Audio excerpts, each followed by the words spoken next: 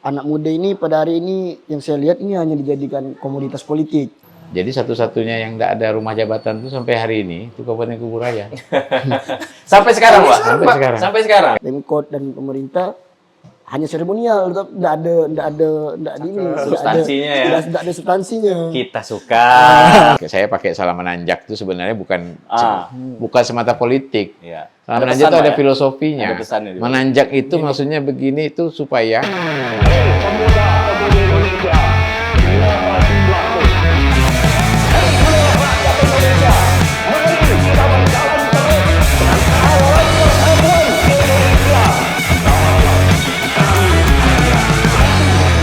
Tenang Pak, saya sudah di sini. Oke, selamat apa nih? Selamat. Memang harusnya aku yang buka kan. Itu sih aku nggak makan untuk bikin opening. Gayu lah tuh. Main mata tadi tuh, Pak. biasa. Main mata dia, Pak. Mata nak. Di 4 episode sebelum kan saya yang buka. Tadi nih episode ini nih tiba-tiba dia main mata sama saya. Oh ya udah, saya serahkan lah tadi dulu. Pokoknya oke. Itulah dia dinamika. Sama Bang Tommy jalan. Langsung- Saya nggak berbakat langsung- untuk bikin opening. Itu orang lagi nonton tuh langsung apa? Langsung di swipe, langsung di next. Jadi aksioma kali ini kita mau membicarakan apa ya, kesadaran politik lah, dan ada ketegangan generasi antara generasi tua sama generasi muda gitu, Bang Fadli. Pokoknya Ya. ini politik banget lah ya. Iya, enggak juga Enggak sih, juga lebih ya? ke bungkusnya lebih ke apa ya, lebih ke kepemudaan sih kalau Iya. aku. Kepemudaan sama ya politik tipis-tipis lah. Anak muda yang terjun ke politik itu boleh kita bahas lah. Tapi bukan politik, Iya. isinya itu bukan politik. Karena masih sesuai dengan tema besar kita kan, bikin Benar. aksioma kan, sosial, politik dan hukum kan. Yes. Jadi judulnya apa Bang? Ada, Bang? Hari ini Bang temanya Bang? Temanya itu yang aku sampaikan. Oh ya. Krisis kesadaran politik dan Krisis. ketegangan generasi antara generasi Iya. tua sama generasi muda. Nah, berarti kan ada persoalan tuh di dua hal itu. Krisis kesadaran politik, nanti kita bahas, ada salah satu orang yang udah malang melintang di politik, sama satu tadi tuh ketegangan antar generasi. Kita juga menghadirkan bintang tamu yang memang dari Kesenjangan. organisasi lah ya, Ya. mungkin ya, terus kepemudaan. Ya. Jadi apa ya, semacam mercusuar. Biar perspektifnya ketemu. Ya. nih. Benar. Nah, di sini nih tambah lama lagi gini, kita udah hadirkan kepala daerah independen, Ya. jalur independen pertama Ya, benar. di Indonesia. Tahun berapa Pak? Pak Muda Mahendrawan. Tahun 2008. 2008 ya, ada Pak Muda Mahendrawan, Bupati Kuburaya, Kabupaten Kuburaya. 2 periode ya Pak? Ya. 2 periode. Sama ada Bang Zen Bang Zen. dari KNPI, dari KNPI Kota Pontianak. Bang Zean, Bang Zean. Zean. Tulisannya Zean. Zean. Ya. Dipanggil apa Bang? Zen. Zen boleh, Zen Zen boleh, boleh. Zen boleh, Ya. boleh. Zen. Oke, jadi karena ini memang episode yang Bang Fadli udah punya pertanyaan nggak? Saya sebenarnya boleh nggak saya buka lanjutkan lagi nih? Oh, boleh, boleh Bang. Saya pengen Pak Muda Hmm. menceritakan singkat ya tentang jadi kepala daerah independen pertama kali di Indonesia itu ceritanya kayak gimana sebelum kita masuk ke topik. Ini buat menginspirasi kita yang muda nih Pak sebenarnya. Iya. Bisa nggak sih jalur non partai jadi kepala daerah atau menjadi politisi gitu kan? Pertanyaan saya juga ke situ tuh, Oh, Bang. iya, benar. Sama. Jadi kayak kita udah tahu sekarang kondisi politik negara kita ini, mungkin kita bisa ambil kasar-kasarannya ya, Bang ya, dari mengamatinya dari ini kan. Untuk terjun menjadi seorang politisi dan sudah pernah menjadi kepala daerah lewat jalur independen.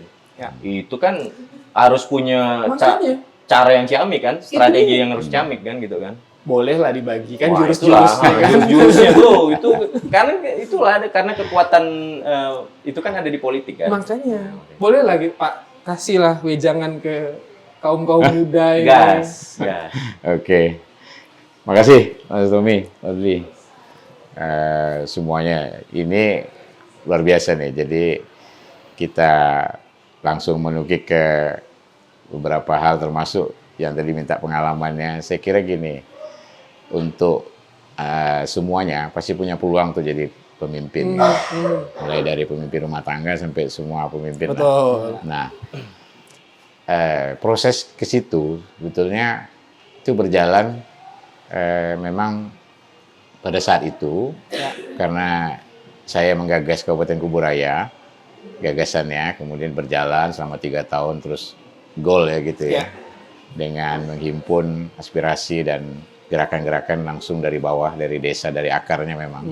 Nah sehingga saya tuh sampai tidak sempat mempersiapkan diri untuk ngurus apa-apa itu soal, karena kita berpikirnya pada saat itu yang penting berjuang dulu untuk menjadikan Kuburayanya. Jadi saya bilang bahkan sama semua orang, jangan dulu bicara siapa yang mau jadi kepala daerah.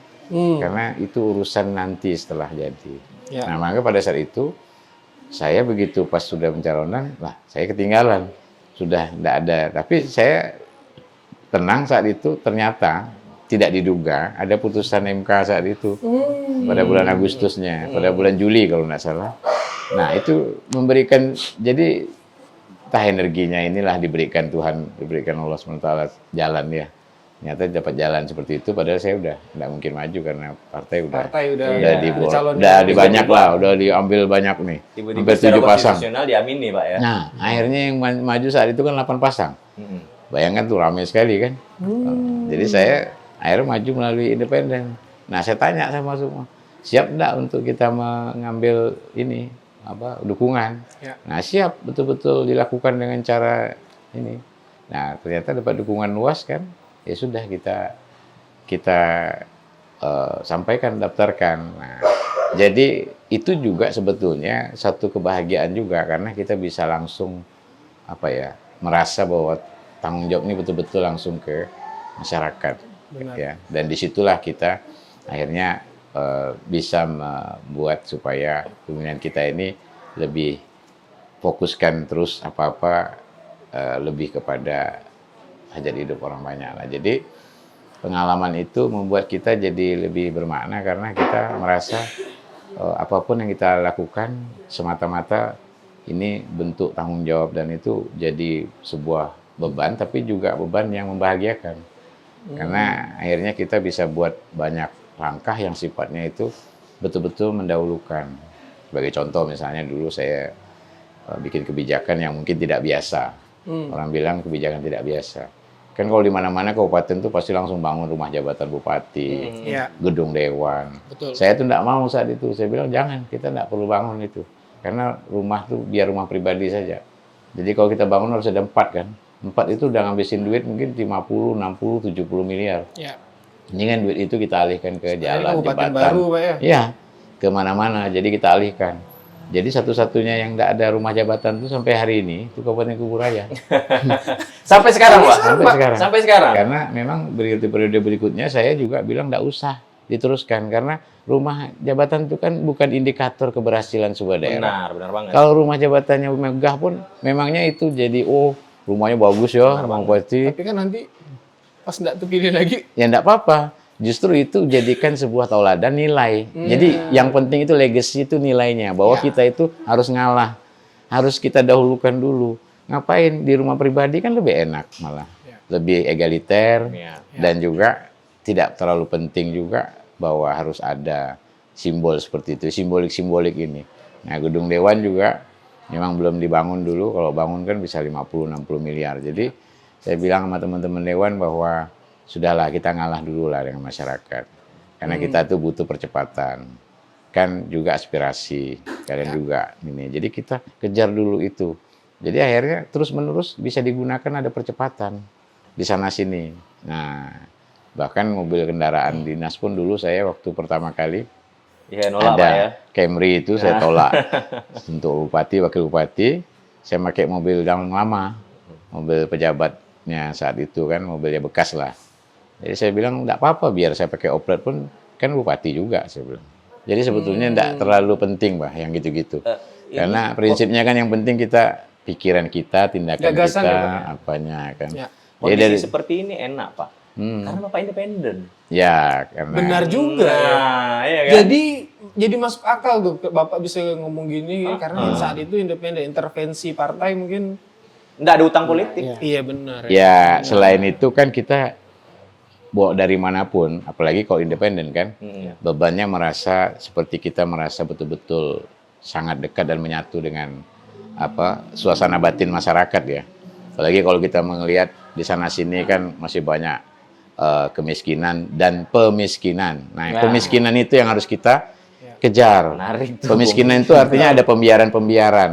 Nah, makanya jangan sampai dibiarkan. Daripada kita belanja yang ini, mendingan kita belanjakan yang untuk program misalnya kesehatan, layanan gratis di seluruh layanan, kemudian percepat penguatan. Makanya yang mobil tadi itu, kan tidak jadi saya beli kan nilainya 1,8 miliar tuh.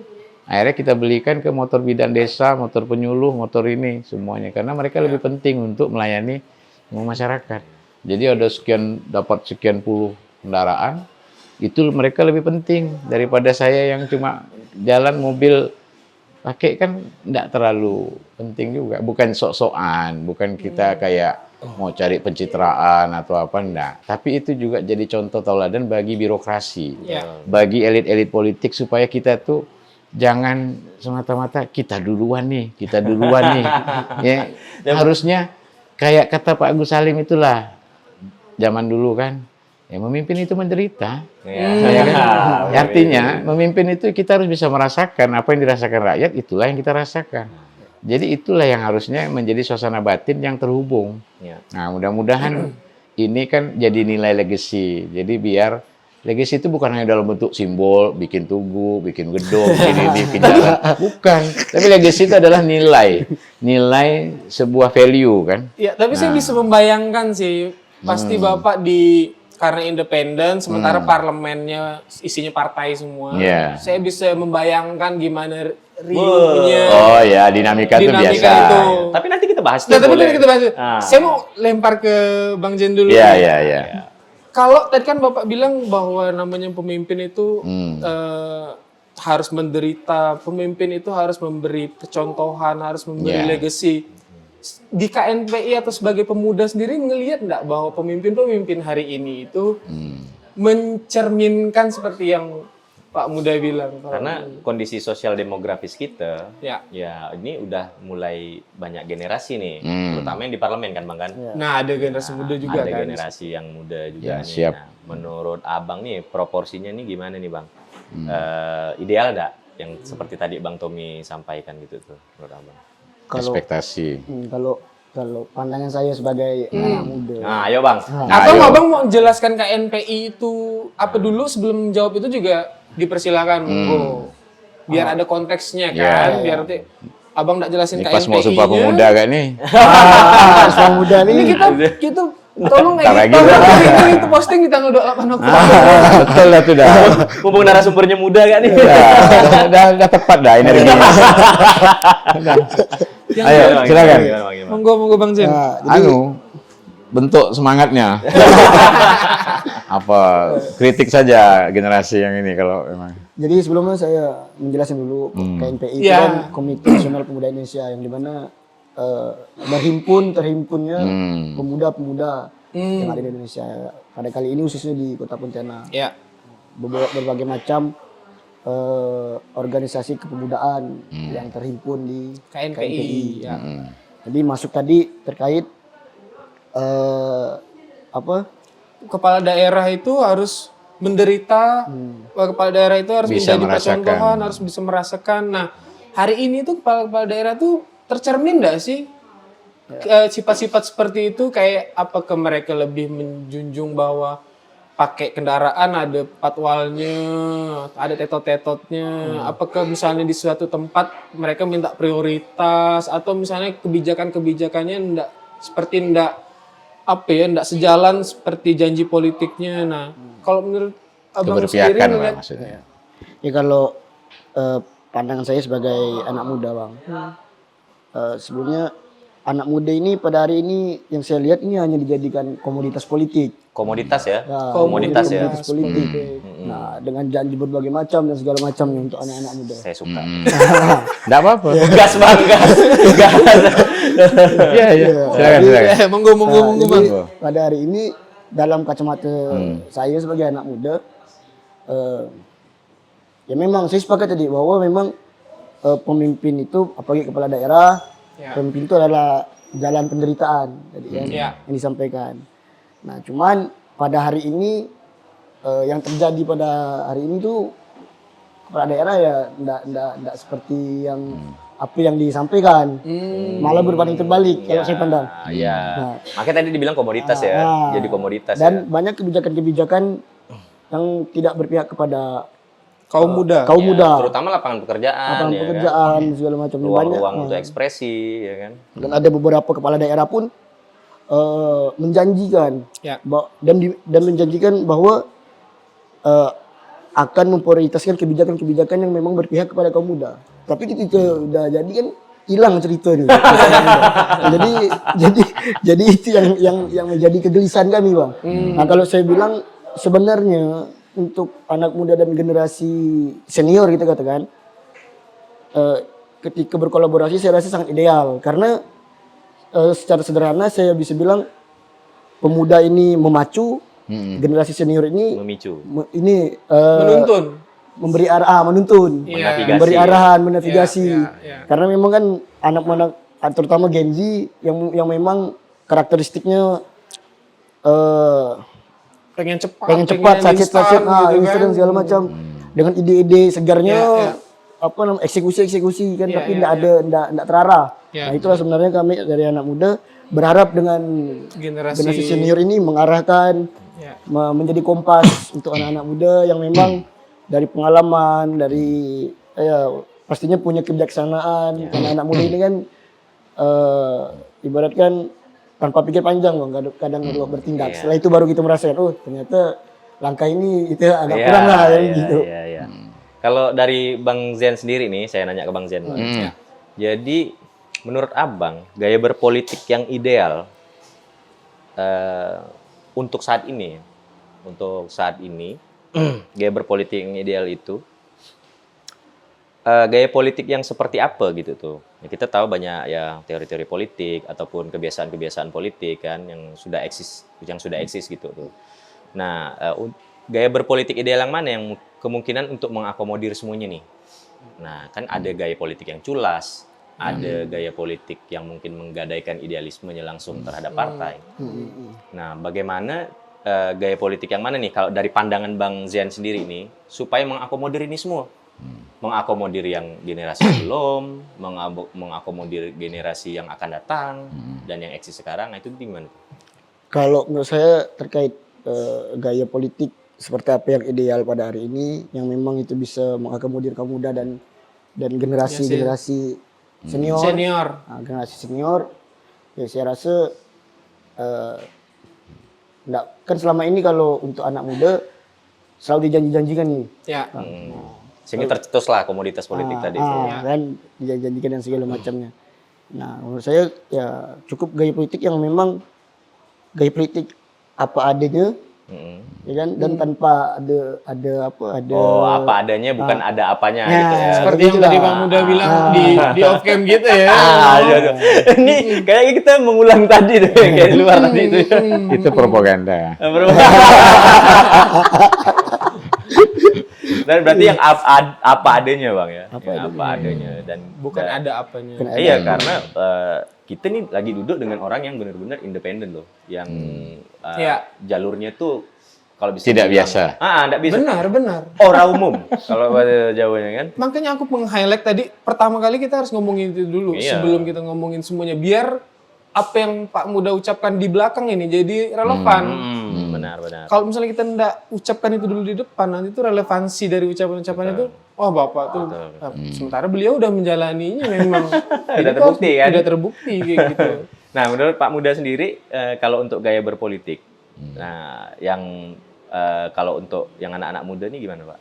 Jadi ini bagus nih, ini kan bicara tentang antar generasi ya. Apalagi terjadi kesenjangan informasi maupun mungkin ada hal-hal yang menimbulkan adanya sampai fenomena dunia pun bergerak ini ya. Gen Z yang merasa ya artinya kasarnya ada yang merasa ditinggalkan, ada yang merasa tidak diberi peluang, ya nanti dan sebagainya. Jadi fenomena ini perlu kita lihat dalam catatan yang bahwa perjalanan di Republik kita sendiri itu kan jelas ya. Dari 1908, keterlibatan anak-anak muda ini kan jelas. Dari zaman Budi Utomo, Iya. 1928. Semuanya pemuda, semuanya Ya, pemuda. 1928. Sumpah Pemuda itu kan momentum yang luar biasa. Ya. Bayangkan itu menembus zaman itu. Benar. Suatu hal yang terjadi dari berbagai kepulauan bisa menyatu. Pada saat itu mungkin penduduk Indonesia baru ya 60-70 juta mungkin. Dan yang terdidik itu yang baru bisa baca tulis Masih mungkin hanya 5%. 5%, benar. Ya. Nah, sekarang kemudian terbalik kan. Nah, jadi 1928, 1945 juga tentu itu momentum-momentum semua. Pemuda semua. Baru 65, 66 kan. Ya. Nah, kemudian juga 98 kemarin. Jadi saya kira perubahan-perubahan besar yang terjadi di Indonesia ini kan selalu melibatkan anak muda. Dan itu kenapa? Karena energinya berlipat ganda. Ya. Nah, inilah yang sebenarnya harus disadari oleh semuanya bahwa justru di bonus demografi apalagi kita peluangnya ini jangan sampai kita lewatkan. Maka ada dua hal. Pertama, memang kalau kita melihat ini soal politik ini gini, banyak juga sekarang karena mungkin tadi sudah terlalu terdistraksi dengan media sosial dan algoritma medsos ini kan sangat mempengaruhi perkembangan kita di dalam membawa. Nah, dan tekanan-tekanannya terlalu kecemasannya tinggi lah. Bahkan menurut survei itu kan 30% anak muda cemas gitu kan. Betul. Dan ancaman-ancaman resiko-resikonya juga banyak. Nah, tapi di sisi lain harus kita lihat bahwa di era seperti sekarang ini, disinilah kita melihat anak-anak muda ini kan kadang banyak juga yang ada yang apolitis. Jadi sebenarnya politik itu bukan sesuatu yang harus ditakuti dan alergi. Ada yang bilang misalnya kadang-kadang komentar, "Pak, kami alergi, Pak, kami nggak mau politik." Nah, ini banyak nih, Pak. Nah, ini sebenarnya Ini banyak, Pak. keliru. Apapun yang kalian lakukan, termasuk apalagi peluang untuk mendapatkan peluang-peluang wirausaha, peluang kerja, peluang macam-macam, peluang untuk bisa produktif, itu politik juga yang akan menentukan. Kita keluar rumah saja, tahu-tahu pakai kendaraan, kemudian kita beli dan sebagainya, kita beban kita kalau ada yang sakit, semuanya politik. Ya. Apa tidak ada yang tidak ada politik? Semuanya itu lahir dari kebijakan. Nah, otomatis jangan dilihat soal politikingnya, tapi politik ini dalam arti, oke, kalau saya bilang begini, kalau tidak mau jadi politisi, itu profesinya, Ya. tidak masalah. Tapi jangan Tapi apolitis. jangan apolitis. Kenapa? Karena itu hakmu. Ya. Jangan tidak digunakan. Karena hak kita ini, ketika kita tidak memperjuangkannya, walaupun kamu hanya punya satu suara, atau kamu mempengaruhi yang lain, ya generasi ini, disitulah kamu jangan mensabotase peluangmu. Ketika kamu menentukan pilihan, ketika kamu mengajak teman-teman berdiskusi, melihat kepemimpinan, baik itu di level apapun, baik legislatif, eksekutif, maupun juga level organisasi dan sebagainya, disitulah kamu punya peluang untuk bisa membuat peluang-peluang masa depan itu. Artinya bahwa kita tidak mau berpolitik yang praktis, tak salah. Ya. Tapi jangan buta politik. Karena kalau kita tidak berpolitik tapi buta politik, itu lebih parah lagi. Parah lagi, benar. Berarti kalian melakukan pembiaran terhadap diri sendiri maupun orang banyak. Jadi otokritik juga, saya bilang. Ya. Nah, artinya begini, ini satu hal yang perlu direfleksikan juga. Jadilah anak muda yang juga paham, ngerti kebijakan itu seperti ini, yang berdampak langsung kepada peluang-peluang yang sesuatu yang tidak berdaya, bagaimana berubah menjadi berdaya. Jadi yang kita pikirkan itu transformasinya, perubahan dari sesuatu yang tadinya tidak ada menjadi ada, tidak bergerak menjadi bergerak, tidak berdaya jadi berdaya, tidak terakses keadilan menjadi keadilan, kan begitu intinya tuh. Nah, maka berjuanglah dalam bentuk kita bisa melakukan peran kita dengan sesuai dengan apapun yang kita bisa lakukan, passion kita, kemudian kekuatan diri kita yang bisa kita jalankan. Tapi prinsipnya adalah kita pahami dulu, hak ini harus kita gunakan dan jangan dibiarkan. Berarti harus berjuang dan harus menentukan. Berarti kan itulah yang akan menentukan juga bagaimana masa depan keadaan politik yang ada. Pak, Jadi demokrasi itu harus menjadi ini Pak, hal yang hari belakangan ini tuh saya lihat mungkin kaum muda nih nggak apolitis, tapi mungkin Oportunis. bukan juga, tapi arah politiknya tuh bergeser gitu dari yang mungkin ya aktivisme digital soalnya. ya jadi Banyak. hari ini tuh politiknya lebih ke isu kesetaraan gender, Iya, kan. terus ke lingkungan. Ya itu juga politik juga. Itu politik sebetulnya. juga kan, Pak. Iya. Nah, tapi ke political elektoral mungkin iya. mereka agak apa ya, enggak terlalu Rasanya, ya. Paham. jadi ada underestimate terhadap Iya. politik elektoral gitu. Iya. Ya. Apakah itu sebuah pertanda bahwa memang kesadaran politik kaum muda ini ada pergeseran dan mencoba relevan pada zamannya mungkin, Pak? Ya bisa Kalau juga. Bapak melihat fenomena itu seperti apa, Pak? Ya, gerakan-gerakan yang sifatnya komunitas-komunitas anak muda ini tentu memang harus terus seperti isu-isu tadi. Iya. Dan itu kan isu-isu global sebenarnya. Dan ini kan nilai-nilainya kan sekarang udah terjadi proses transnasional yang gerakan-gerakannya itu tanpa perlu ini solidaritas. Betul. Di situ sudah ada semacam rasa generasi yang kita harus tidak boleh dikhianati oleh generasi, ya kan gitu. Intinya kan mereka bangkit nih, rasanya nih kalau kita lihat fenomena di berbagai negara hari ini kan. Nah ini berarti harus disadari oleh generasi yang senior nih. Ya. Ya maaf lah ya, mulai dari baby boomers, saya sendiri. Klasifikasi Iya kan, dulur-dulur Gen X, ya kan, ya, Gen X, ya kan. Nah, artinya apa? Kita ini gini. Perjalanan itu kan semuanya kan memang harus kita sadari bahwa sebenarnya pemerintah ini adanya kepemimpinan, adanya negara ini apa? Sebenarnya intinya kan konstitusi bahwa memberi peluang-peluang kan, Betul. membuka peluang-peluang. Kepemimpinan juga begitu, membuka peluang-peluang. Kepemimpinan di level apa saja? Peluang untuk bisa berdaya, peluang untuk bisa sehat, peluang untuk bisa terdidik, peluang untuk bisa bermakna dia, berjuang. Dan tidak mungkin orang lahir, hidup, hanya numpang makan, tidur, mager, lalu tidak ada apa-apa. Tentu ini semua manusia, semua kita pasti akan mengejar itu. Nah, oleh karena itu, sadari dulu pertama kali, jadi setiap kita mau bergerak apapun, disitulah. Makanya kepemimpinan itu harus transformatif kan. Harus yang dia punya satu hal yang sifatnya tadi merubah sesuatu keadaan menjadi keadaan yang lebih baru. Yang itu memang harus benar-benar fokus kepada hal-hal yang tadi, membuka peluang. Seorang pemimpin itu harus berpikir kepada generasi. Itu. Jadi seorang pemimpin baru dikatakan berhasil bukan pada saat dia memimpin. Tidak bisa itu. Setelah dia sudah tidak lagi, bahkan sudah jauh setelah dia ini, baru orang akan melihat catatannya, apanya, pikiran-pikirannya, tindakannya, kata-katanya diikuti oleh, kan banyak para pemikir negara kita juga yang sampai hari ini kata-katanya, tindakannya itu menjadi inspirasi. Bahkan dan Malaka baru-baru populer menjadi, kan, jadi artinya bahwa kita itu legacy tadi. Nah, oleh karena itu semua harus fokus pada generasi. Kenapa? Karena memang begitu juga yang terjadi pada sebelumnya. Mereka-mereka yang berjuang di 1908, 1928, 45, 66 itu kan semuanya termasuk 98 harusnya berpikir pada generasi, dan jangan sampai kita justru malah mohon maaf justru mengkhianati generasi. Karena disitulah letaknya daripada sebuah amanat kita dari proklamasi itu. Nah, oleh karena itulah saya kira anak-anak muda termasuk juga para senior semuanya masih tetap relevan untuk bisa disambungkan.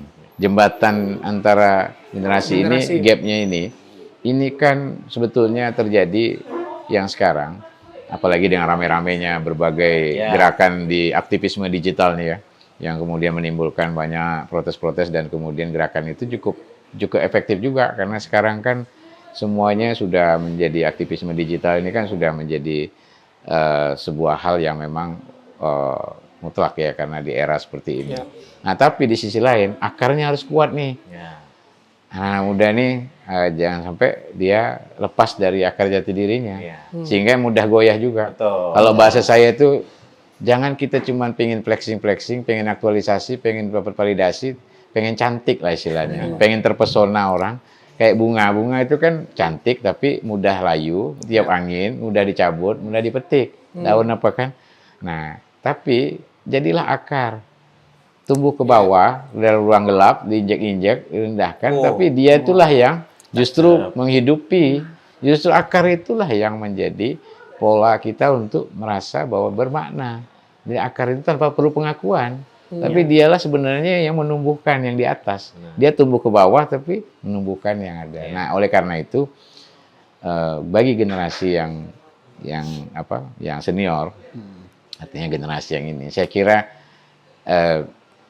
kita kalau pandangan saya sederhana bahwa kita ini sudah menjadi sebuah kebijaksanaan. Yang harusnya kita tak perlu mikir yang sulit-sulit. Kita tidak perlu cari kebenaran tuh yang sampai teori-teori ide abstrak, sampai teori canggih-canggih. Ini terjebak kita ini. Yang rumit-rumit. Saya ingat seperti filsuf itu, namanya Rebecca West itu ya. Saya sudah pernah baca itu pada saat saya kuliah di Jogja. Saya kebetulan main di perpustakaan filsafat. Akhirnya saya ingat itu, saya baca itu ya, walaupun sekilas, tapi melekat itu. Begini dia bilang, bahwa kita manusia di dunia ini, dia itu seorang wartawan, jurnalis, kemudian dia pada Perang Dunia Kedua dulu, dan dia menggunakan nama Rebecca West itu, kemudian dia mengatakan bahwa kita ini suka terjebak pada dua hal. Pertama, kita mencari kebenaran itu yang rumit, tapi kita tak mampu mengejarnya, sampai kita kewalahan, ya, cari teori yang canggih, ide abstrak dan sebagainya. Tapi kita meninggalkan atau melupakan kebenaran yang sederhana, yang sebenarnya itu akan kembali ke situ. Nah, karena itulah membuat akhirnya banyak kekacauan. Jadi saya mengingat, oh iya, bahwa sebenarnya kita tidak perlu harus terlalu rumit melakukan itu. Cukup seperti tadi, kayak tindakan-tindakan yang seperti saya buat di awal itu kan sebenarnya sederhana. Iya, benar. Ini hanya soal kayak rumah tangga saja. Masa misalnya ini ada rumah besar, kemudian ada pagar belum bagus, lalu kita memperbaiki ini dulu daripada jadi kita utamakan dulu yang memang mendesak, tingkat keterdesakan yang tinggi, dan memang yang kita urus ini kan semua rumah tangga. Nah, jadi kepemimpinan itu kan sederhana. Saya sering bilang begini, presiden sekalipun yang diurus tuh semua rumah tangga. Kalau di Indonesia ini ada 280 juta penduduk, Ya, semuanya. rumah tangganya itu ada, katakanlah ada 70 juta, 77 juta sekarang hari Rasionya, ini. Pak, ya. Ya, berarti seluruh rumah tangga itu yang diurus. Betul. Nah, berarti harus dimulai di mana? Rumah tangga yang tidak berdaya dulu, rumah tangga yang ini yang didahulukan. Artinya, sebenarnya sama dengan pemimpin di daerah, siapapun. Nah, makanya tadi saya bilang, kenapa kita mengutamakan dulu hal-hal yang bisa langsung kena, berdampak, dan langsung yang sasaran. Secara aktual, Pak. Kita harus ngalah. Elit ini harus banyak ngalah. Nah, inilah kita kira kata kuncinya. Kalau kita tidak ngalah, maka terjadilah tadi. Terjadilah benturan yang seperti kita lihat fenomenanya hari ini. Betul. Ya, kita kalau tidak bisa ngalah, berarti kita justru malah meninggalkan apa yang sebenarnya menjadi zaman, ya, fenomena tuntutan zaman. Maka tadi sekali lagi, anak muda jangan anti atau apolitis. Ya. Dia harus paham, bahkan harus belajar, harus banyak literasi dan ngerti skema kebijakan. Contohnya kayak Menkyu yang sekarang ya. Kenapa dia populis langsung, wah seperti artis seperti. Padahal yang dikasih tahu dia sederhana sekali. Nah, sebenarnya itulah tadi yang seperti filsuf mengatakan, yang dilakukan itu sebenarnya hal yang sederhana, yang memang itulah jalan yang harusnya dipilih. Jadi repot mikir keras ya, tidak repot mikir keras. Jadi mungkin ini Bang Zian nih udah banyak dah nih dari kasih jurus-jurus nih sama Tadi Pak tuh Muda nih kan. Pak Muda masih kuliah 3 sekarang. Bukan Bang 6 kayak apa. Itu udah rasa tanggung jawab. Jadi udah banyak lah pokoknya dengan Bang Zian tadi nih kan. Itu, silakan Zen. Jurus-jurus. Nanti kalau saya terus nih tidak berhenti. Pak, nanti ke Bapak gitu pasti. Enggak, makanya. Jadi kita Silakan Bang Zen terus. dulu, kita Bang Zen dulu. Soalnya ini kita harus kasih kesempatan. Nah, kita yang juga ini. Nah. Ayo Zen. Semangat. Tadi itu kan apolitis, ya, politis dan apolitis nih. Nah, kita sekarang bahas masalah integritas. Nah, mungkin persamaan antara pengertian integritas di zaman yang sebelumnya dengan integritas yang di zaman sekarang ini mungkin ada perbedaan sudut pandang. Ya, Benar. Iya, karena parameternya mungkin berbeda kan. zamannya Ya, berbeda. Indikatornya beda. Nah, kita nih mau tahu nih Bang. Dari Bang Zen sendiri itu, makna integritas itu gimana sih Bang? Karena kita ketahui, kenapa kebijakan kita banyak ke kanan ke kiri, salah satunya udah dijeraikan, udah diuraikan tadi sama Pak Muda kan. Kenapa kita harus mikir yang rumit-rumit? Kenapa nggak sederhana dulu?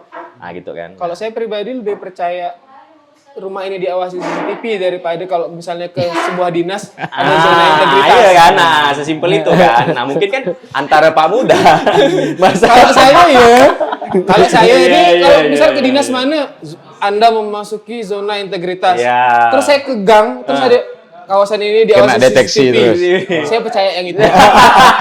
Kena deteksi terus. ini kita Nah, bahas itu larinya ke sistem. Nanti saya bicara. Nanti Pak, biar begitu. Sekarang ini dulu. Kita bahas masalah Silakan. integritas dulu nih. Nah mungkin Gimana cara anak muda berjuang sekarang? mau integritas tuh maknanya apa? Nah, harus memperkuat. Kalau dari sudut pandang saya, anak muda ini kan memaknai integritas. Nah, salah satunya tadi anak-anak muda tetap merawat pikiran-pikiran kritisnya. Tuh, harus berpikir yang kritis. memang anak muda ini kan sebenarnya menjadi sosial kontrol, Setuju. sosial kontrol dan Iya. agen perubahan, Bang. Ya, bukan agent LPG ya. Nah, jadi kalau saya memaknai integritas, banyak ruang-ruang kan. Kalau zaman dulu kan ketika kita mengkritisi suatu kebijakan dan segala macamnya, itu ya aksi dan segala macamnya. Nah, sekarang banyak ruang-ruang ini lewat media, ya kan, tetap Digital. lewat digital. Dan juga gerakan-gerakan yang masif lah. Kalau saya memaknai suatu integritas itu dan peka dengan anak muda ini sebenarnya juga harus peka dengan apa, isu-isu politik, isu-isu politik. Terutama politik praktis Bang ya. Ya, Tanpa harus terjun ke politik tanpa ya. harus terjun ke politik. Peka ya, bukan peka ya. Saya suka. Kalau bahasa Pontianak tuh peka tuh. Iya. Benar. Peka lantak gitu. Kalau di luar tuh peka enggak ada. Lanjut. Iya. Itu kan dua hal yang Lanjut Bang. Silakan terus. Dan untuk anak muda yang saya sepakat tadi yang disampaikan sama Pak Muda bahwa kita harus melek politik lah, sederhana kayak gitu aja. Jangan menjadi anak muda yang apolitis. Karena kan Aristoteles pun bilang itu kan zon politikon. Iya, manusia politik. Nah, karena baru bangun tidur pun itu udah politik. Udah politik, bangun tidur sampai tidur lagi bahkan kan.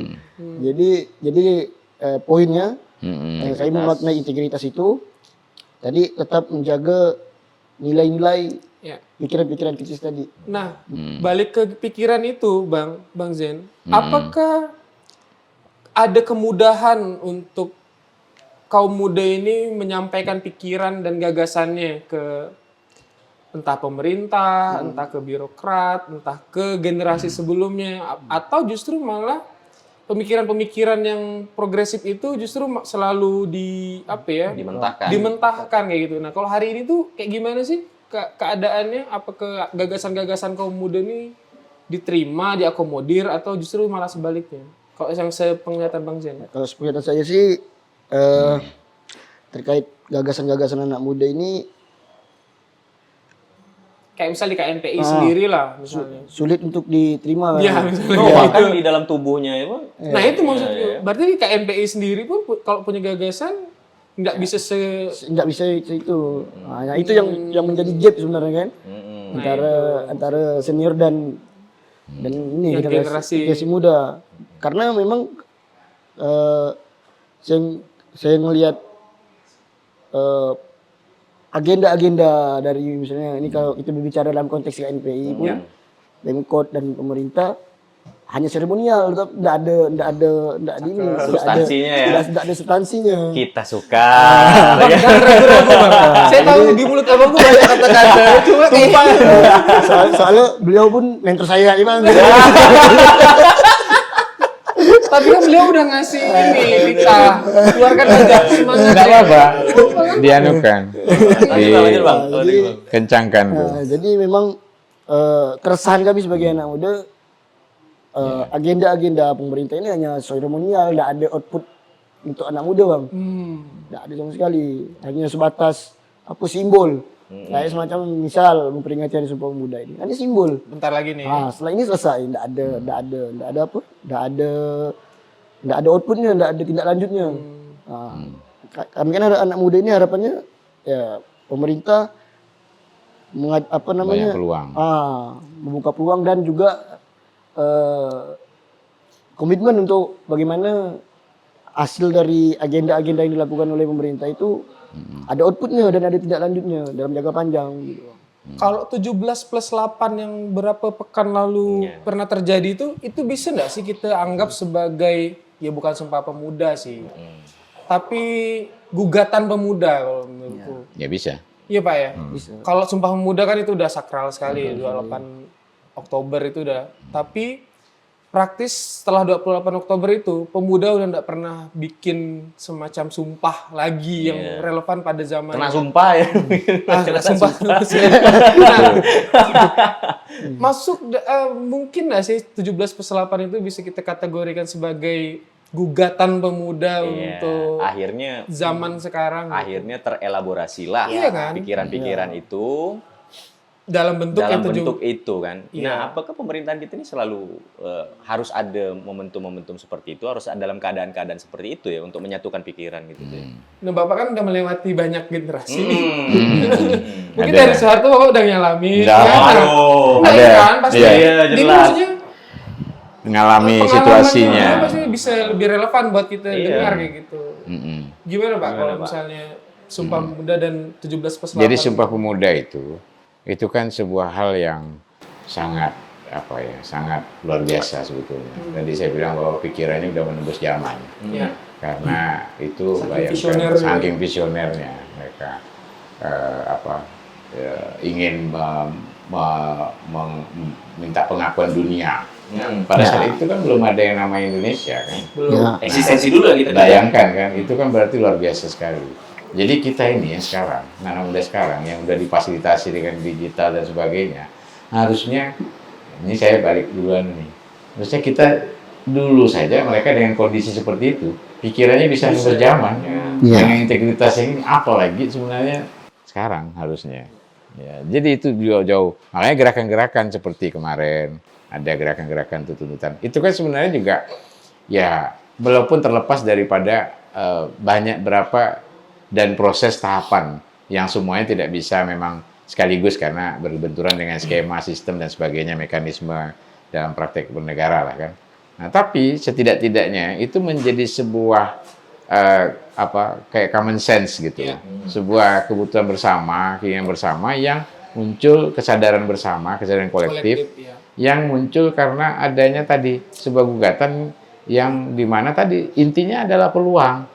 Jadi kalau misalnya seperti inginnya supaya para elit itu ngalah lah misalnya, jangan jangan misalnya dipenuhi dengan kemewahan, kemudian hedonisme dan sebagainya, termasuk segala bentuk. Ini kan nilai yang diperjuangkan, ini nilai daripada kami kan harus bisa juga mendapatkan peluang.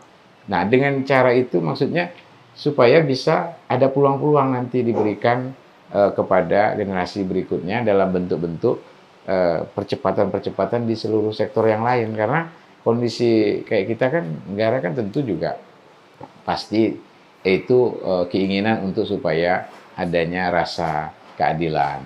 Yang dikejar ini kan rasa keadilan. Ini kan jauh lebih penting ya, memberi ketenangan. Saya kira anak-anak muda dimanapun dia, mau di ujung kampung sekalipun, ya, saya yakin bahwa semuanya juga ingin bermakna juga. Kita kan kadang anak muda kan suka dituding, ini Gen Z, nih generasi strawberry, lembek, muda patah, muda frustrasi, ya kan? Nah ini fakta.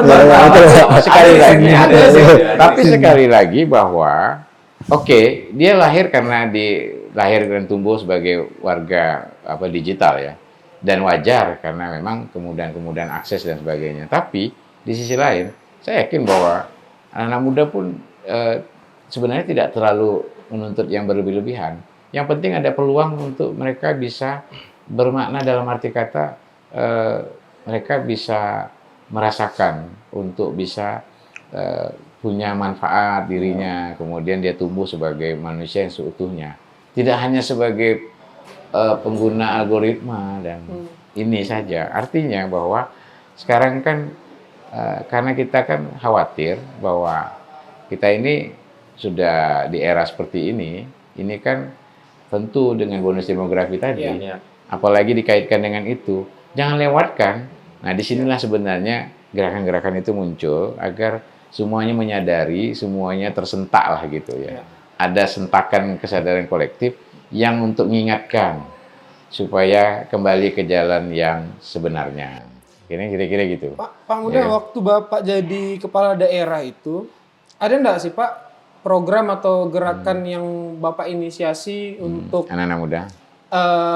Apa ya, kegiatan yang lintas generasi lah Pak. Ada generasi tuanya, ada generasi mudanya, digabungkan di sebuah program atau apa? Nah, ini yang ingin saya sampaikan juga bahwa di sini kita bicara sistem. Ya. Jadi yang namanya pemimpin itu kan dia akan tergoda dengan membangun karisma individual. Betul. Semua pemimpin ingin populer ingin karismanya dipuja-puji, diwakui. Tapi jangan sampai lupa membangun sistem. Yang sering dilupakan adalah membangun sistem. Ya. Jadi sistem itu kan ada mekanisme, ada skema, ada sesuatu yang membuat ekosistem itu juga ada. Ekosistem itu adalah ya semua partisipasi maupun semua pihak, termasuk anak muda yang justru itu yang memang sasaran. Karena energinya berlipat ganda, harusnya kita melihat dia sebagai sumber daya manusia yang justru bisa membuat lompatan besar untuk negeri ini. Artinya di daerah manapun, dari seluruh desa misalnya, dari seluruh daerah. Nah, ini harus dilihat dalam kacamata sistem ini jangan sampai kita tinggalkan. Memperkuat sistem inilah yang sebetulnya perlu, dan disinilah gerakan-gerakan sebetulnya ngarahnya supaya pada akhirnya semua elit-elit juga, baik apakah dia itu generasi yang tua atau yang generasi anak-anak muda sekarang, ini jangan sampai melupakan itu. Karena kalau enggak nanti lepas lagi, ganti orang, ganti lagi polanya. Kayak di pendidikan. Kan akhirnya kita ini bingung, sistem pendidikan Indonesia ini yang seperti apa sih? Betul. Kurikulumnya cepat banget. Ganti model, ganti cara, ganti nama, ganti istilah. Kadang-kadang ya kita tidak menyalahkan. Ganti istilah boleh. Semua pemimpin ingin punya semacam legacy supaya punya istilah, punya jargon. Tapi sistem itu jangan sampai lari-lari yang membuat tercerabut. Nah, inilah yang sebenarnya dibutuhkan oleh generasi berikutnya supaya ada kepastian. Ekspektasinya itu, oh, saya udah punya pasti karena sistemnya seperti ini. Kalau sistem ini kan menavigasi nih semuanya ini. Oh, sistem layanan kesehatan, sistem layanan pendidikan, ya, sistem infrastruktur dan segala sistem pertaniannya, sistem ini, semua itu sistem. Nah, kalau yang sifatnya hanya populisme sementara, yang viral-viral lah, kan suka sekarang kan pengennya viral terus kan, misalnya kan, semuanya pengen viral. Pada akhirnya kadang-kadang hal yang tidak, ya mungkin mohon maaf lah dipaksakan viral, yang akhirnya membuat banyak fenomena. Sampailah ada demo pelajar yang bela temannya yang salah. Nah, ini kan pengen viral. Anak-anak muda ini kan juga sekarang terkena penyakit mabuk viral juga.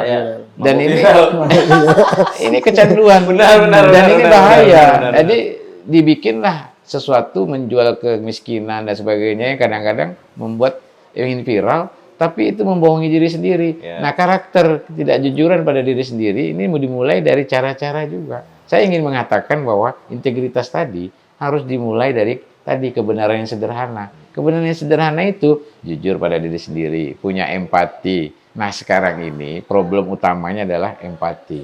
Bisa merasakan apa yang dirasakan oleh orang banyak dan generasi. Ketika itu terjadi, inilah yang dibutuhkan. Makanya gerakan-gerakan anak muda sekarang itu untuk mendorong supaya semua elit-elit ini punya empati dan mau mikirkan bagaimana caranya peluang-peluang Nah, sehingga tadi tidak hanya seremoni yang katanya tadi itu, maksudnya itu supaya ada satu semacam satu ekspektasi yang bisa terukur. Ya. Jangan cuma yang sifatnya selesai, kadang bingung, sistemnya tidak berjalan, tapi hanya berdasarkan pada sesuatu yang sesaat-sesaat, yang akhirnya itu hanya populisme sementara. Nah, inilah yang sebenarnya. Tapi memang Pak, hari ini tuh kita hidup di era yang dimana estetika tuh lebih penting daripada Ya, esensi. kebenaran yang terframing lah ya. Iya, estetikanya di make up sebagus mungkin padahal esensinya kosong. Nah, saya mau ke Bang Zen. Bang, ada nggak sih program dari KNPI yang memang berkolaborasi sama pemerintah daerah kah atau KNPI sendiri yang Atau di luar KNPI? di luar KNPI organisasi sama Bang Zen organisasi, juga terlibat gitu nah kan. kayak gitu. Atau ada yang udah dilakukan atau ada yang mau akan dilakukan di ke depan kira-kira Bang? Kalau yang akan mau dilakukan kebetulan Hari Sumpah Pemuda nanti KNPI rencana 5 hari lagi berarti. Iya. Ini di record tanggal 23. Iya, benar tuh. mau mengadakan Hari lagi. apa agenda ini Bang, agenda Refleksi. aksi sosial lah, lebih ke Ya, sosial. coba di ini Bang, jabarkan Dijabarkan. lebih dijabarkan lebih ini biar mana tahu kita tertarik juga buat kita kan masih muda nih. Kalau Pak muda sih udah pasti muda. Karena Yang muda beliau. mudanya dari lahir. Gimana? Jadi dalam memperingati Hari Sumpah Pemuda nanti kami itu berkolaborasi dengan organisasi kepemudaan, OKP yang ada di Kota Pontianak, dan juga beberapa Pemkot dan juga Forkopimda lah Bang. Udah ini lagi tahap koordinasi dulu. Rencana itu agenda di Masjid Jami. Masjid Tanjung Raya 1. Jami Tanjung Raya. Oke. Di situ ada Itu bakal ngapa Bang? di situ ada penyuluhan dari BNN, kan dalam tuh ada SD Bang. Di dalam tuh ada SD. BNN, DSD, terus pasar murah. Pasar murah. Nah, di situ, UMKM lah ada di situ ya. berarti. Kemudian Oke. cek kesehatan gratis. Kesehatan. Jadi itu menjadi langkah awal lah, dan ini pengennya berkepanjangan Bang. Agenda aksi sosial dan di tempat-tempat yang berbeda lagi nanti. Kalau sasarannya apa tuh Bang tujuannya tuh? Sasarannya ya apa masyarakat setempat lah Bang. Ya, kalau boleh saya nambahkan, organisasi pemuda-pemuda ini kan belajar berorganisasi itu kan sebagai belajar kepemimpinan. Jadi biarpun dia organisasi apapun, yang di KNPI atau dimanapun, organisasi komunitas-komunitas kecil apapun, itu kan kita belajar bagaimana sih memimpin orang dan berdampak gitu. Ya. Kan. Jadi sebenarnya itu hanya bagian daripada perjalanan kegiatan-kegiatan. Ya. Dia cara belajar. Makanya anak-anak muda tuh harus berorganisasi supaya dia ngerti dan jangan antisosial malah kan nanti kan malah dia harus berorganisasi, harus sekecil apapun organisasinya. Nah itu makanya kegiatan-kegiatan anak muda ini saya kira cara untuk belajar saja. Tapi yang tadi gagasan-gagasannya itu Jen mesti juga disampaikan secara ini, misalnya punya gagasan skema terkait dengan apakah peluang-peluang wirausaha, peluang ekonomi kreatif atau peluang. Berarti ada ininya Pak ya, ada edukatifnya juga di situ ya. Itu juga perlu semacam komunikasi yang ini dengan pihak-pihak pemerintah maupun pihak yang saya kira PNPI itu bisa jadi jembatan. Nggak jarang juga nih Pak, kayak organisasi pemudaan ini juga memiliki patron-patronnya sendiri tuh, prinsip-prinsipnya sendiri, baik yang fundamental ataupun yang sekunder gitu Pak ya. Nah kita lihat nih organisasi ini banyak Pak di Indonesia nih, apalagi pemuda. organisasi Partai aja punya saya partai sendiri punya di saya. KNPI kan gabungan organisasi. Ya. Golkar dari Gabungan. Golkar, ANPG. dari Golkar kan, dari saya gitu kan. Nah, Semuanya. patron-patron ini Pak, kalau kita pernah ngulik sedikit tentang Machiavelli, ya kan. Nah ini kan juga jadi satu alat ya Pak ya, strategi. Jadi salah satu strategi politik tuh, nah patron-patron ini. Nah kemudian patron-patron ini, kalau saya melihat secara idealismenya, itu punya gagasan yang benar nih, karena dia menyerapnya nilai-nilai dari Pancasila. nilai-nilai luhurnya dari yang paling roots nih kan. Kita Indonesia banget, nasionalis banget. Tapi tidak menutup kemungkinan globalisasi ini sendiri itu juga sedikit banyaknya itu ngikis tuh. Nah, sedikit banyaknya ngikis. Kemajuan teknologi ngikis. Informasi yang di ini ngikis juga gitu kan. Nah, jadi seberapa penting sih Pak nilai-nilai itu tuh di dalam masa depan Indonesia, masa depan generasi? Saya kan sering pakai tagar merawat pesan peradaban. Merawat Pesan peradaban. pesan peradaban. Sebenarnya kita itu, coba kita refleksi sedikit. Kita ini dilukis oleh orang tua kita, oleh teman-teman kita, dari teman kecil sampai ini. Siapa yang melukis kita? Yang membangun karakter dan mental kebiasaan sehingga akhirnya kita. Itu semuanya dari teman, dari orang tua, dari keluarga. Sama juga, nanti kita juga yang melukis generasi itu. Ya, sama. Nah, jadi inilah yang sebenarnya peradaban itu, nilai-nilai umur peradaban awal, seperti peradaban-peradaban itu kan punya pesan-pesan sendiri. Dia kasih pesan ke kita, baik dalam bentuk verbal, omongan, atau kata-kata, atau tindakan. Nah, kita juga harus menurunkan pesan ini kepada generasi berikutnya. Nah, merawat pesan peradaban ini kan, jadi nilai-nilai semua itu, nilai pesan-pesan merdeka, pesan-pesan kebahagiaan, pesan-pesan kesetaraan, keadilan, pesan-pesan solidaritas, ya, pesan-pesan merdeka itulah semuanya, dan juga dedikasi, ya, itu semuanya pesan persatuan. Inilah yang sebenarnya perlu terawat. Nah, disinilah seperti organisasi pemuda maupun seluruh pemuda dimanapun, itu sekarang kan kita eranya ini kan sebenarnya siapapun yang punya kekuatan daya juang tinggi, ya, punya grit lah gitu kan, dia punya peluang semuanya. Nah, oleh karena itu saya kira seperti kita sekarang ini yang terpenting adalah semua dari para generasi yang senior, ya, kemudian untuk menurunkan ke anak-anak muda ini, kita harus tahu bahwa masa depan kita itu ada di mereka. Masa lalu kita kan orang tua kita. Betul. Kalau ditanya Masa depan? ketika ditanya masa depan siapa? Ya anakmu nanti kan. Berarti kita juga harus melukisnya. Melukis anak ini bukan harus anak kita sendiri juga. Berarti generasinya. Nah, otomatis disinilah yang harus disadari bahwa semua orang kalau ditanya masa depan itu sebenarnya ada di anaknya, ada di generasi berikutnya.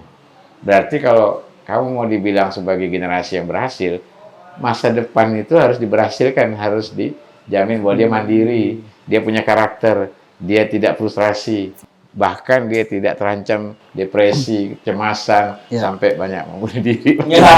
Nah, sekarang kan artinya itu gagal kalau berarti kita gagal. Nah, saya juga ingin jadi generasi yang berhasil. Artinya bahwa semua orang tua, semua generasi yang ini harus ngajak bahwa kita jangan sampai jadi orang yang dianggap gagal nanti ke depan. Jangan jadi catatan ke depan bahwa kita ini gagal memberikan kesempatan kepada.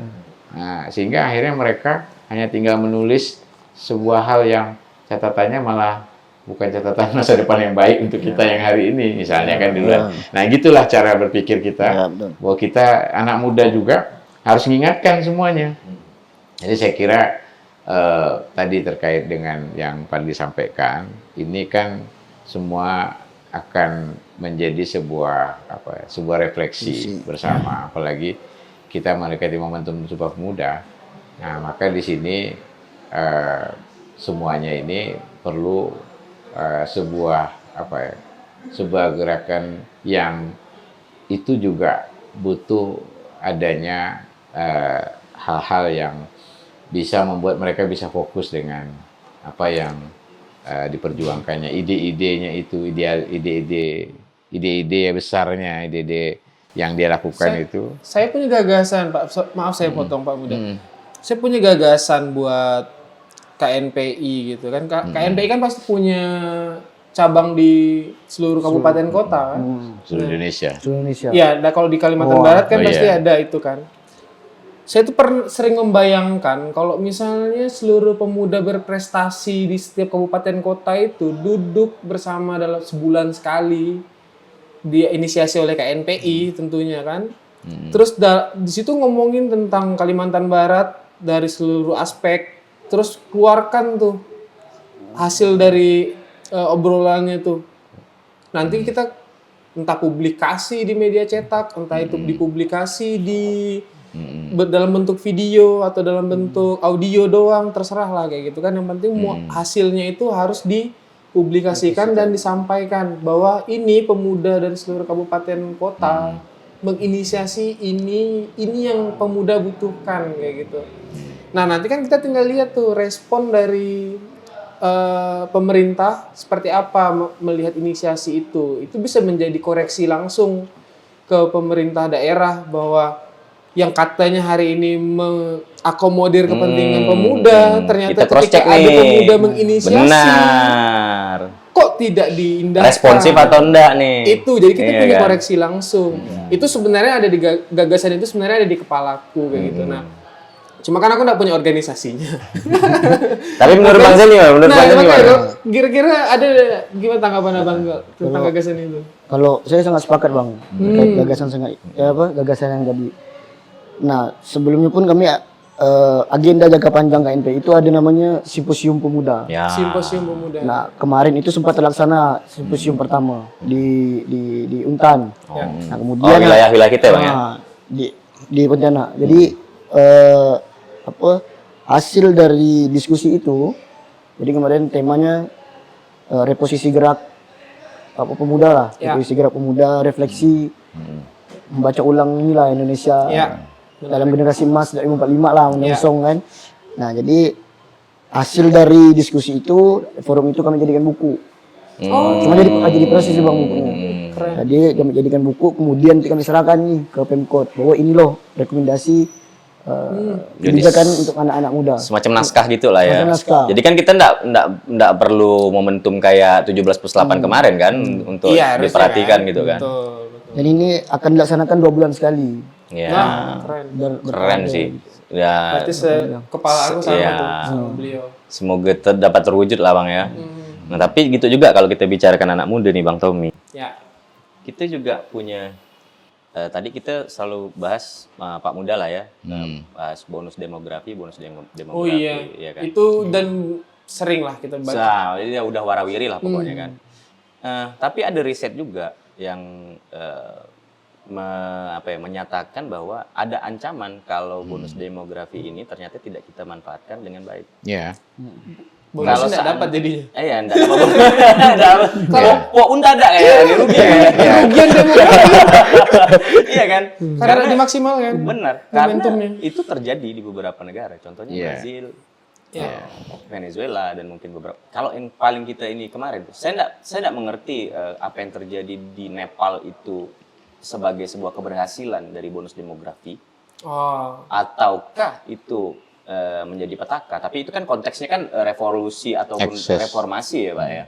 Nah itu kita nggak tahu indikator keberhasilan itu. Syukurnya di negara kita kemarin nggak sampai ke situ. Ya. Nah kan jadi kan kita tetap menjalankan yang ada ini. Tapi itu balik lagi tadi kita punya ancaman loh kalau seandainya hampir 30% Gen Z. Ya. Ya kan? 11, sekian 12 hampir 12% Alpha. Ya. Yang notabene kepekaan terhadap politik itu ya mungkin tidak menjadi tidak menjadi tajuk utama ya karena dia terdistraksi dengan algoritma media sosial juga ancaman beban itu. Nah ini mungkin saya bertanya ini kepada Pak Muda dulu. Nah setelah itu mungkin setelah Pak Muda baru Bang Zian mungkin menanggapinya gimana karena ini menjadi tantangan gitu kan. Iya, maksudnya kiat-kiat kita memaksimalkan bonus demografi ini kan supaya tidak gagal. Gimana Pak? Nah itu dia makanya tadi bahwa kita jangan terlalu rumit-rumit. Pokoknya segala sesuatunya itu kan kita sederhana tadi bahwa kita ini ngurus semua rumah tangga supaya bisa hidup sehat, cukup makan, cukup gizi, cukup pendidikan, rumah layak huni, dia bisa kerja. Kerja apa? Kerja yang dia bisa lakukan, aktivitas ada. jangan sampai tidak ada aktivitas dan terdidik. Nah itu kan hak semua terdidik apa segala kan. Oleh karena itu esensinya kita harus membangun sistem, tidak boleh hanya kita membangun populisme ini saja. Ya, hanya supaya apa? Seolah-olah itu populis, tapi sebenarnya keropos karena tidak ada sistem, sehingga akhirnya itu tidak menjadi sebuah hal yang kemudian bisa dapat pegangan dari masa depan generasi tadi. Ya. Nah, contohnya sistem layanan tadi, misalnya layanan-layanan apapun, termasuk layanan untuk wirausaha, termasuk layanan perizinan, layanan semua, sehingga pada akhirnya ini kan membuka peluang semua nih, membuka peluang dan membangun upaya untuk mereka bisa mandiri, mereka bisa punya kekuatan dan daya pikir kritisnya dan sebagainya, termasuk mereka punya ide-ide kreatif. Ini kan cepat sekali. Dan saya kira kreativitasnya luar biasa. Semuanya punya akses yang cepat terhadap semua informasi. Dan kita tidak justru melihat anak-anak muda di Indonesia itu luar biasa. Tapi jangan sampai dia juga cerdas, pinter, tapi tidak punya empati dan akhirnya individualis kan. Nah ini juga penting, jangan sampai muncul, apalagi muncul menjadi elit-elit baru yang nantinya juga tidak punya empati. Justru malah lebih zolim, Pak. Ini berbahaya. Oleh karena itu, saya kira sistem itu penting. Jadi semua, termasuk pemerintah, baik pemerintah daerah maupun ini, bangun sistem itu artinya gini, ada skema, ada mekanisme, ada suatu yang memang dilakukan secara terukur. Jadi bukan ide kreatif saja. Kreativitas dan inovasi itu orang banyak yang bias membedakannya. Kreativitas itu hanya pemikiran baru, tapi bukan melakukan sesuatu yang baru. Itu bedanya.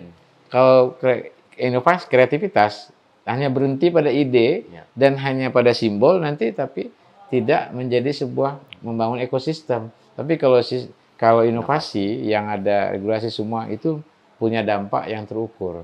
Nah makanya disinilah saya kira saya kan dalam konteks di sini pernah punya pengalaman sebagai kepala daerah, jadi otomatis bagi saya ini untuk men-share supaya anak-anak muda pun ngerti bahwa nanti itu menjadi sebuah bahan untuk mereka jembatan dengan semua pihak-pihak elit di daerah maupun di desa dan sebagainya kan.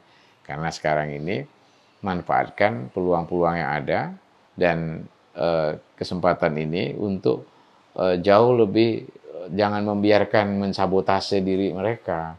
Sekali lagi ini yang terjadi bahwa termasuk dalam konteks politik tadi itu. Jangan misalnya maaf ya mau dipakai bilang oh udahlah, apalagi ada pemain lokalnya bilang misalnya udahlah nanti suaramu titipkan aja nih. Ini maaf nih misalnya. Iya maaf. Jangan berarti kan dia mensabotase masa depan dia. Harusnya dia justru malah mengkampanyekan bersama teman-teman. Kita ini tidak boleh lagi untuk jadi kebodohan atau pembodohan atau pembiaran. Kita harus berjuang. Bagaimana caranya ada perubahan-perubahan yang terjadi ke depan. Perubahannya itu apa? Nah, mereka juga harus punya berbasiskan data kan. Berbasiskan rekam jejak. Berbasiskan pada informasi yang akurat, valid. Jangan juga menggunakan informasi sampah dan sebagainya. Ini juga anak-anak muda penting untuk dia juga bergerak secara lebih terukur, sistematis dan juga berbasis data yang valid. Jadi jangan sampai juga dia terjebak dengan informasi dan yang sesat juga. Nah ini penting ini. Jadi sekali lagi by data itu, data dalam arti kata yang memang sifatnya itu bisa menjadi atau menavigasinya. Jadi biar kebijakan itu dengan sendirinya akan berdampak langsung kepada generasi anak muda dari mulai mereka umur usia 0 sampai sekian sampai seterusnya mereka bisa tumbuh dengan berdaya tadi, peluang-peluangnya tadi. Nah makanya sekali lagi bahwa saya kira kita ini satu hal yang paling penting di Indonesia ini. Jadi memang kita ini memang ya harus tahan banting memang. Makanya dulu saya pakai salam menanjak itu sebenarnya bukan semata politik. Salam menanjak itu ada filosofinya. Menanjak itu maksudnya begini itu supaya orang itu jangan datar-datar. Kalau datar jalannya itu nggak berkeringat. Akhirnya Iya, kan? dapat penjelasan. Selama ini kan kita bertanya-tanya. Iya, Daya Kita itu, masalah kita itu di daya juang. Betul. Kita kadang cepat nyerah, cepat patah, cepat jenuh, cepat jumut, dan kadang-kadang ngindarin. Nah, ini problem utama, daya juang daripada generasi sebelumnya dan generasi ini. Saya ngerti bahwa mereka hidup di dunia yang sudah lebih mudah. Tapi daya juang ini justru tantangannya lebih berat. Karena menghadapi situasi global yang ketidakpastian, berarti harus sadar anak muda ini bahwa daya juangnya justru malah harus lebih kencang.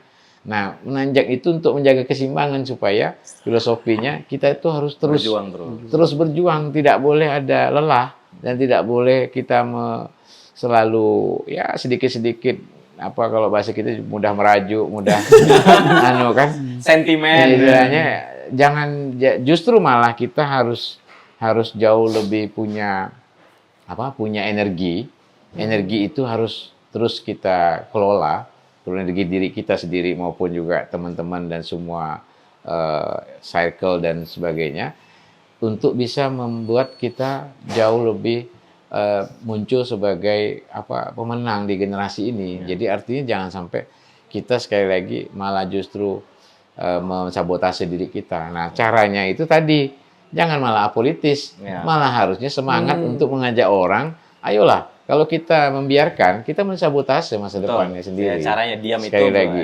Jadi menanjak itu juga begini. Ada bijak yang kedua juga. Kalau kita melihat terbang rendah, itu dangkal kita. Yang kita lihat kayak drone rendah itu kan itu aja. Tapi kalau dia lebih tinggi lagi, dia akan melihat yang lain. Sehingga kalau jadi pemimpin nanti ke depan, itu kita bijak. Oh, ternyata di sini juga ada yang lebih susah daripada di sini. Bapak mau nak nyentuh Di aku sini. ya? Artinya kita tuh jauh lebih holistik di dalam berpikir itu, dalam mengambil kebijakan tuh melihat dari seluruh sisi. Tidak hanya dangkal karena kepentingan kepentingan kelompok atau kepentingan ini, tapi benturan. Tapi kita bisa melihat dengan bijak bahwa kita harus mengutamakan kepentingan yang lebih besar. Yang mau ngalah dari kenyamanan fasilitas kemewahan, kita harus ngalahkan dengan bisa memperkuat layanan-layanan yang jauh lebih penting dan mendesak dan itu. Nah, misalnya ini contoh. Nah, kemudian ya itu tadi. Jadi itu filosofinya. Jadi harus lebih naik ke atas. Makanya itu bukan sekedar salam politik, tapi filosofinya. Kita sempat berpikir seperti itu. Tapi setelah Bapak jelaskan, kita jadi tahu. Jadi tahu akhirnya ngapa menanjak nih kemarin. Ada lagi. Karena begitu ganti kepala daerahnya, menanjaknya tidak dipakai lagi. Tidak apa-apa. Jadi artinya gini, ini kan biasa namanya pergantian pemerintahan, tapi spiritnya mudah-mudahan tetap melekat. Jadi di situ spirit daya juangnya itu yang penting. Pikiran bawah sadar. Supaya semuanya menjadi pikiran bawah sadar. Nah, pikiran bawah sadar ini kan yang menguasai kita. Sampai 80% kita. Nah, kan dimulai dari pikiran. Makanya dulu Perdana Menteri Inggris itu mengatakan kan, Margaret Thatcher bilang bahwa hati-hati dengan pikiranmu akan menjadi kata-kata. Hati-hati dengan kata-katamu akan menjadi kebiasaan, perilaku kan, menjadi kebiasaan dan akhirnya menjadi mengawal mental, karakter. Nah, maksudnya itu kan adalah bahwa kita ini harus betul-betul bagaimana membangun mindset itu yang bertumbuh kan, yang benar-benar bisa growth mindset itu. Nah, itulah yang sebenarnya dibutuhkan hari ini. Anak-anak muda ini jangan yang fix mindset itu yang berbahaya. Yang membuat dia tidak yakin bahwa dirinya bisa berkembang. Bahasa zaman sekarang tuh manifestasi. Manifestasi. Jadi bukan cuma semangat sesaat, tapi bukan cuma tekad sesaat, bukan cuma semangat sementara, tapi itu menjadi visi dia. Dan disitulah sebenarnya kita harus menanamkan tadi visi tadi itu bahwa yang kita pikirkan itu adalah generasi. Jadi setiap pemimpin apapun dia harus berpikir pada generasi. Jadi ada istilah gini, jangan aji mumpungnya harus beda nih. Jangan aji mumpung ketika jadi pemimpin, aji mumpung bisa Pak, kita tapi aji mumpung justru yang beda. Aji mumpung mumpung kita jadi membuat kebijakan, Ya dorong yang bawah. ayolah, justru disitulah kesempatan untuk membuat legacy yang yang bisa bermakna dan Oke. menjadi ini. Mas, tadi itu kan dari Pak Muda tuh. Hmm. Nah, sekarang ancaman bonus demografi. Kalau dari Bang Zen gimana tuh menanggapinya tuh? Kalau dari Kita harus timbulkan ini nih Bang. Kita harus timbulkan kepercayaan diri kita nih Semangat. Bang. Semangat kita dulu nih. Gimana Bang? Mindsetnya harus tumbuh. Jadi kalau dari saya bagaimana menghadapi ancaman demografi untuk anak muda?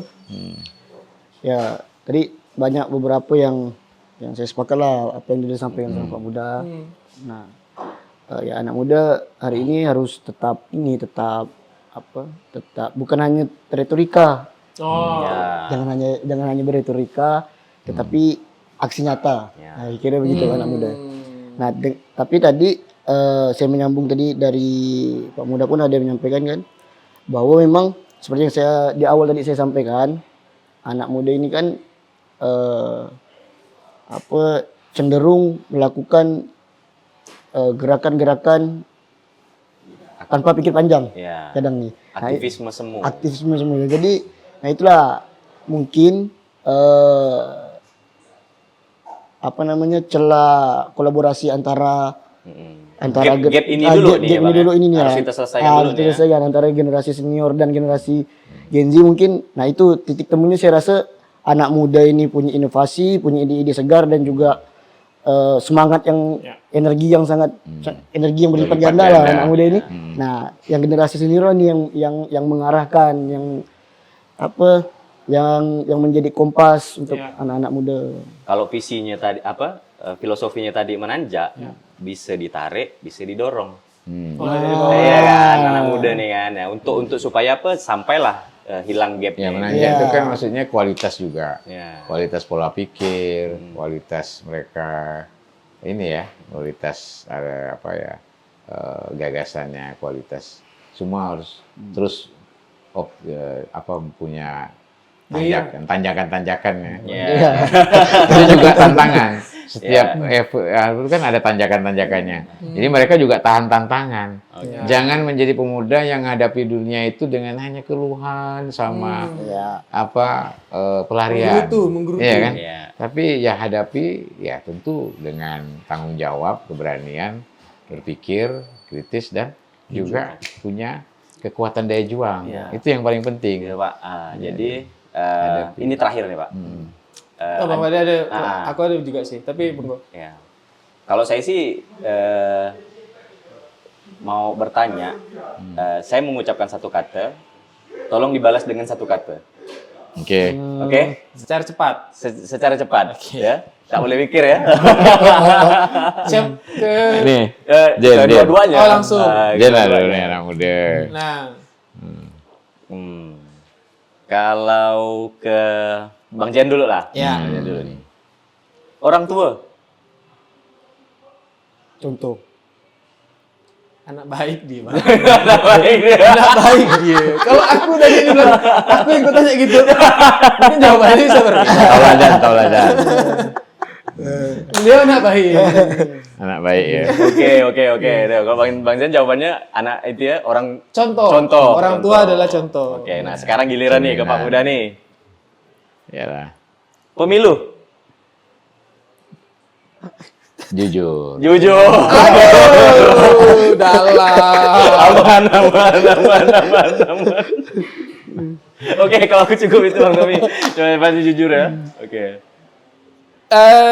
Aku cuma pengen ngasih satu pertanyaan terakhir ke Bang Zen ya sih. Kalau dikasih satu Closing lah nih, kursi, closing ya. Closingan. satu kursi yang bisa membuat kebijakan, punya daya nih untuk bikin satu kebijakan. Bang Zen mau bikin kebijakan apa yang Andai nih kali. Ya, andai, Pak. dia jadi pemimpin. Anda nih. jadi pemimpin Bicara gayal. Iya, itu kan kebiasaan aku. Atau langsung aja. Manifestasi Itu kan. kan manifestasi, Pak. enggak apa-apa. Belanjanya gitu dengan hayal-hayalnya gitu nih. Kan. Jadi boleh gitu. Andai Jadi pemimpin. jadi Jadi apa pemimpin. nih? Nah, Ke depan. apa yang sebenarnya ini? Betul. Kebijakan apa yang berpihak kepada pemuda yang akan Bang Zen buat? Hmm. Satu kebijakan. Seolah-olah jadi pemimpin nih. Seolah-olah jadi pemimpin. Nah, kan selama Pemimpin ini daerah misalnya. Iya Pak, selama ini kan protes-protes nih Ya, ya. pemimpin pro pemuda nih. Nah, ini kita ngayal Biar nih. dapat manifestasinya nih. manifestasi nih. Bikin kebijakan apa tuh? Kalau saya sih sebelum saya amin kalau nih Pak. Jangan kenapa saya pun energi. Nanti kita Energi nih. yang nonton kita suruh tulis di kolom komentar amin. Jadi kalau saya sih yang pastinya pertama kalau yang memang kebijakan yang berpihak ke kaum muda tadi buat ruang-ruang ini Bang, apa fasilitas Kreatif itu. kreatif. Kayak semacam ya ekonomi kreatif. Anak muda sekarang banyak lagi merintis juga nih UMKM ekonomi kreatif segala macam. Itu kita fasilitasi. Nah, terus baik itu di seninya. Di sini kan ada anak muda juga yang berfokus di bidang seni, tapi minim fasilitas. Harus kita lihat kenyataannya seperti itu. Kalau saya sih sederhananya seperti itu, Bang. Satu udah ya? Udah. Kita aminkan berarti Bang Fadli ya. Nanti kita suruh yang nonton juga. Yang subscribe kita suruh aminkan kan? Tapi sebelum aminkan subscribe dulu. Iya. Bapak ada pesan ini Pak? Ya. Closing statement. Saya Pak? closing saja bahwa sekali lagi tadi bahwa problem kita sekarang menghadapi situasi di mana tantangan ini di era yang serba cepat ini. Tapi jangan sampai istilahnya kita tidak menjaga kewarasan kita. Karena ini penting ini. Nalar kita pun harus terjaga karena di era sekarang tantangan gangguan kesehatan mental ini jadi sangat real sekali.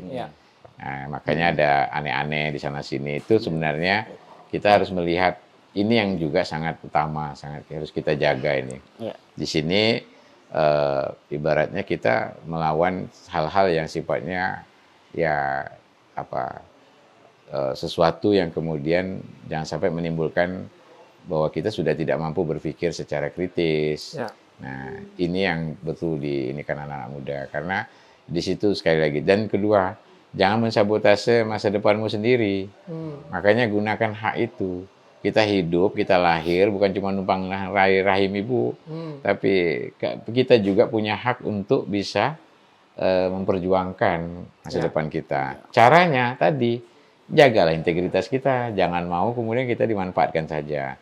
Jadi memang menjaga ritme dan kekuatan ini tantangan juga, tidak mudah hari ini. Tapi disitulah kita tentu ini sebagai sebuah refleksi saja bahwa menjadi sebuah pemuda, kita harus melihat apa yang dicontohkan dari pemuda kala dulu itu.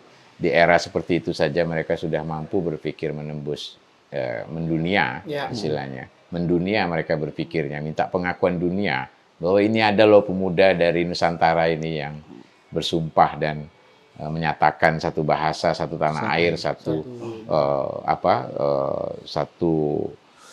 bahasa. Nah, tanah air dan juga satu bangsa. Ini kan sebuah declaration. Jadi sebuah hal yang luar biasa. Oleh karena itu, apalagi kita hari ini. Jadi malulah kita. Ini sengaja supaya memprovokasi. Yang saat itu hanya 5% saja bisa baca tulis. Berarti 95%-nya tidak bisa. Tahu huruf ya Pak. Tahu huruf. Nah terbalik keadaan sekarang. 95% bisa baca tulis dan sudah berpikir, bahkan yang sarjana sudah sekian. Keadaannya kan berbalik nih. Semestinya kita ini jauh lebih progresif lagi. Nah, kan gitu. Kalau kondisi kita ikuti secara normalnya, jangan anomali malah. Jangan malah terjadi suatu kontradiksi bahwa kita justru malah makin melemah. Jadi anak muda, daya juangnya itu tadi. Nah, itu yang justru malah kita harus ingat bahwa peradaban ini yang dulu kita jaga, kita rawat, itulah cara kita untuk mengukir sejarah. Jangan cuma jadi pengekor sejarah, tapi jadilah pengukir sejarah. Kalau bahasa kerennya sekarang, jangan cuma jadi follower. Jadilah trendmaker, perubahan, trendsetter, trendmaker. Jangan cuma follower. Nah, inilah kira-kira. Dan satu lagi, terakhir. Menjadi Indonesia adalah menjadi manusia yang tidak boleh pernah lelah. Kira-kira itu. Karena apa? Karena memang kita ini luar biasa beragamannya, sehingga kalau kita lelah, ya udah, kita pasti akan mensabotase masa depan kita. Jadilah pemuda yang tak boleh lelah, berpikir, bersikap, berjuang, dan insya Allah Anda akan menjadi Indonesia sebenarnya. Amin. Bang Fadli, Bang, saya izin tutup satu ya. Kalau tadi Pak Muda ada bilang bahwa pemimpin itu perubahan dari atas namanya transformasi.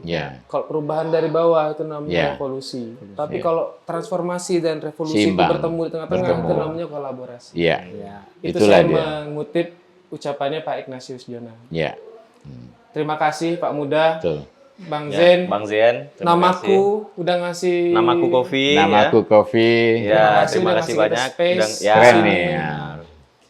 Bang Fadli ada ucapannya? Saya pun makasih juga. Ya, inilah. Makasih juga ini. Jangan jerah Pak datang Ini sini, inisiatif bagus. Best practice salah satu contoh anak muda yang punya Mudah-mudahan- inisiatif. Mudah-mudahan kita seperti bisa ini. bikin gini lagi Pak Ya, ya. ini ikut ngepung namanya. Jadi Kalau sekarang berikutnya KLBI yang sekarang menginisiasi. nih, kalau nggak dikepung, makanya anak muda terus ngepung semua. Betul. Ngepung kebijakan juga, Iya. ngepung semuanya supaya kebijakan itu akhirnya berpihak. Nah, Kalau nggak dikepung, udah. Akhirnya yang di atas, yang di bawah, ya udah katanya. Benar. Dibiarkan, banyak pembiaran. Ya, dan dari Akhirnya. kita sih Pak memang pengennya kita juga Ini juga bagus nih. ya, kita juga memantik yang lain ya Bang ya. Nah, Jadi jadi ada aksioma ini luar biasa. Ya bukan cuma aksioma aja sih, kita pengennya juga kawan-kawan yang lain juga Salut lah, salut. Ya, bikin juga. siap. Makasih Oke, banyak. makasih banyak Pak. Apresiasi Muda. untuk Ya, aksioma. Bang Zen. Nah, Sukses sama KNPI dan sama-sama selalu. Zen dan Pak teman Muda. Sehat-sehat Pak. Sehat-sehat, Pak. Kita butuh Biar- wejangan. Kita butuh wejangan terus. Oke, harus. sampai berjumpa di episode Episode selanjutnya Aksioma. Ya. Oke, dadah. Bye-bye dulu. Oke. Pemuda